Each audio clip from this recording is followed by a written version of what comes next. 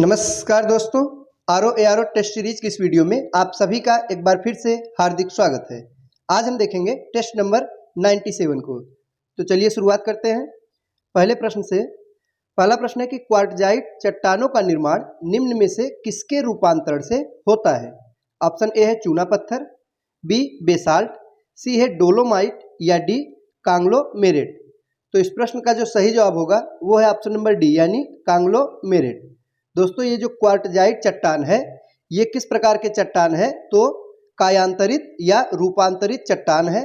और कायांतरित चट्टानों का निर्माण किस प्रकार से होता है तो उच्च दाब और उच्च तापमान के फलस्वरूप आग्नेय और अवसादी जो चट्टान है उन परिवर्तित होकर वे कायांतरित चट्टान बनते हैं।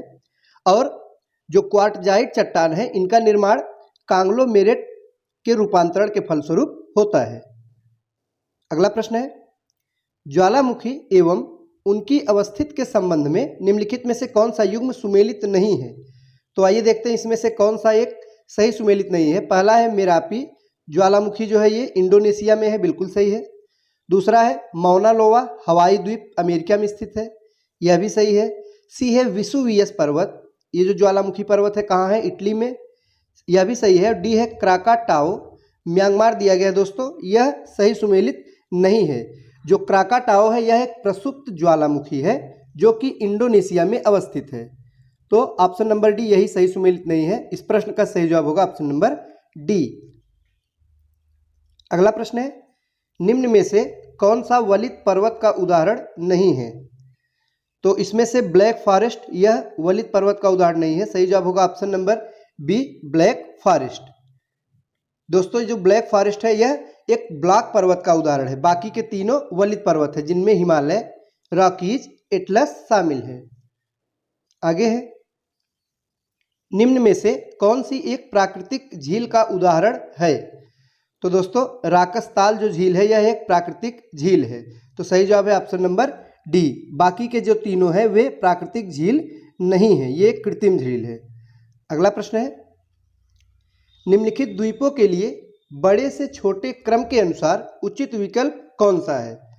तो आइए देखते हैं इसमें उचित विकल्प कौन सा होगा। तो ऑप्शन नंबर सी यानी ग्रीनलैंड, फिर न्यू गिनी, बोर्नियो, मेडागास्कर, यह एक सही क्रम में है। अगला प्रश्न है, जब जल प्रवाह में बहते हुए पदार्थ आपस में घर्षण कर छोटे हो जाते हैं तब इस प्रक्रिया को क्या कहा जाता है। तो दोस्तों, इसे कहते हैं सन्निघर्षण। क्या कहा जाता है, सन्निघर्षण। दोस्तों, इसमें क्या होता है कि जल प्रवाह में बहने वाले जो पदार्थ है वे आपस में घर्षण करके छोटे हो जाते हैं। अगला प्रश्न है, वी आकार की घाटी का निर्माण होता है। तो दोस्तों, वी आकार की घाटी का निर्माण कब होता है तो नदी की युवा अवस्था में होता है। सही जवाब है ऑप्शन नंबर ए। अगला प्रश्न है कि भारत की जनगणना 2011 के अनुसार सर्वाधिक लिंगानुपात वाला केंद्र शासित प्रदेश कौन सा है। तो दोस्तों, जनगणना से प्रश्न है तो पूछा जा रहा है कि सर्वाधिक लिंगानुपात वाला केंद्र शासित प्रदेश तो कौन सा है तो पुदुचेरी है। सही जवाब है ऑप्शन नंबर बी पुदुचेरी। अगला प्रश्न है, भारत की जनगणना 2011 के अनुसार सर्वाधिक जनघनत्व वाला राज्य निम्न में से कौन सा है। तो दोस्तों, बिहार सर्वाधिक जनघनत्व वाला राज्य है और इसकी जो जनघनत्व कितनी है 11 से 6, यह भी याद रखिएगा 11 से 6 के साथ बिहार सर्वाधिक जनघनत्व वाला राज्य है। वहीं अगर सबसे कम जनघनत्व वाले राज्य की बात की जाए तो कौन सा होगा, अरुणाचल प्रदेश। कौन सा है दोस्तों, अरुणाचल प्रदेश सबसे कम जनघनत्व वाला राज्य है। और कितना है यहाँ का तो 17 है। आगे है, भारत की जनगणना 2011 के अनुसार सबसे कम साक्षरता वाला केंद्र शासित प्रदेश कौन सा है। तो दोस्तों, इसमें से जो सबसे कम साक्षरता वाला केंद्र शासित प्रदेश है वो है दादरा नगर हवेली। सही जवाब होगा ऑप्शन नंबर बी। आगे है, निम्नलिखित में से किस अधिनियम ने भारतीयों को देश के प्रशासन में भागीदारी को संभव बनाया। तो दोस्तों, चार्टर एक्ट 1833। सही जवाब होगा ऑप्शन नंबर बी। जो चार्टर एक्ट 1833 है इसमें यह प्रावधान किया गया किसी भी भारतीय को उसके धर्म, जन्मस्थान, रंग आदि के आधार पे कंपनी के अधीन किसी भी पद के अयोग्य नहीं माना जा सकेगा। तो इस प्रकार से यही वो एक्ट है जो कि भारतीयों को देश के प्रशासन में भागीदारी को संभव बनाया। अगला प्रश्न है कि निम्न में से कौन सा सही सुमेलित नहीं है। तो आइए देखते हैं दोस्तों, इसमें मौलिक कर्तव्य जो भाग 4 दिया गया यही सही सुमेलित नहीं है। मौलिक कर्तव्य को 42वें संविधान संशोधन के अंतर्गत, याद रखिएगा कौन सा संविधान संशोधन, 42वां संविधान संशोधन कब हुआ था दोस्तों, 1976, डेट भी याद रखिएगा। 42वां संविधान संशोधन जो कि 1976 में हुआ था, उसके अंतर्गत मौलिक कर्तव्य को भाग 4 के ए में जोड़ा गया, यानी क में जोड़ा गया, न कि भाग 4 में। तो इस प्रकार से ऑप्शन नंबर बी यही सही सुमेलित नहीं है, बाकी तीनों सही सुमेलित है। अगला प्रश्न है, निम्नलिखित कथनों पर विचार कीजिए। पहला कथन है कि संविधान शासन की मूल संरचना के लिए एक संघीय व्यवस्था का प्रावधान करता है। दूसरा है, भारत में अमेरिका की तरह अवशिष्ट शक्तियां राज्यों के पास हैं। तो इसमें से कौन सा सही है, पहला कथन सही होगा, दूसरा कथन गलत है। इसमें सही होगा ऑप्शन नंबर ए, यानी केवल एक। जो पहला कथन है वो बिल्कुल सही कथन है। आगे कथन और कारण दिया गया है, तो आइए देखते हैं। कथन है दोस्तों कि भारत का राष्ट्रपति अप्रत्यक्ष रूप से निर्वाचित होता है, बिल्कुल सही है।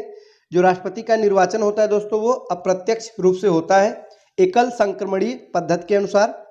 तो कथन सही है। कारण है कि भारत में संसदीय प्रणाली को गणतंत्रवाद के साथ जोड़ा गया है। तो कारण भी बिल्कुल सही है। तो सही जवाब है ऑप्शन नंबर ए। ए और आर दोनों सही हैं, आर ए का सही स्पष्टीकरण है। आगे है, निम्न में से किसके द्वारा लोक लेखा समिति के अध्यक्ष को मनोनीत किया जाता है। तो दोस्तों लोकसभा के अध्यक्ष के द्वारा, सही जवाब होगा ऑप्शन नंबर डी। लोक लेखा समिति के जो अध्यक्ष को मनोनीत करता है दोस्तों, वो लोकसभा के अध्यक्ष द्वारा मनोनीत किया जाता है। और लोक लेखा समिति के बारे में एक प्रश्न पूछा जाता है, इसमें कुल कितने सदस्य होते हैं दोस्तों, याद रखिएगा कुल 22 सदस्य होते हैं, जिनमें 15 सदस्य लोकसभा से और 7 राज्यसभा से होते हैं।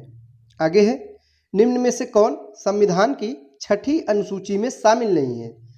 तो दोस्तों 6ठी अनुसूची में मणिपुर शामिल नहीं है, सही जवाब है ऑप्शन नंबर सी।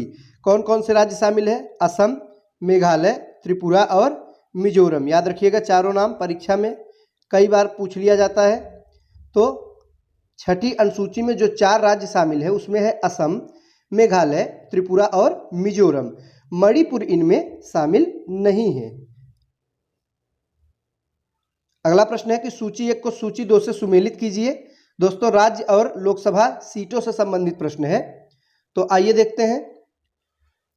बिहार में लोकसभा सीटों की संख्या कितनी है, 40 है, ए का 2 से सुमेल होगा। पश्चिम बंगाल में 42 है, बी का 1 से। महाराष्ट्र में कितना है दोस्तों, तो 48 यानी 48 है। मध्य प्रदेश में 29 सीट है। तो इस प्रकार से जो सही जवाब है वो होगा ऑप्शन नंबर बी।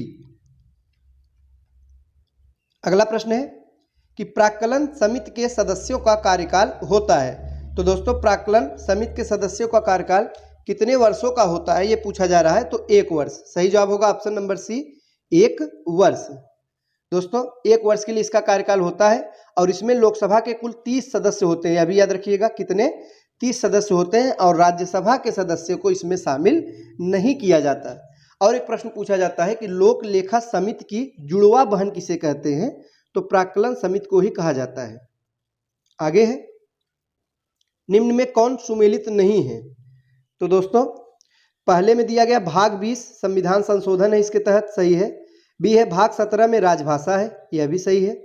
सी भाग 11 में संघ एवं राज्यों के बीच संबंध के बारे में बताया गया, भी सही है। डी है भाग 18 निर्वाचन दिया गया है, ये गलत है।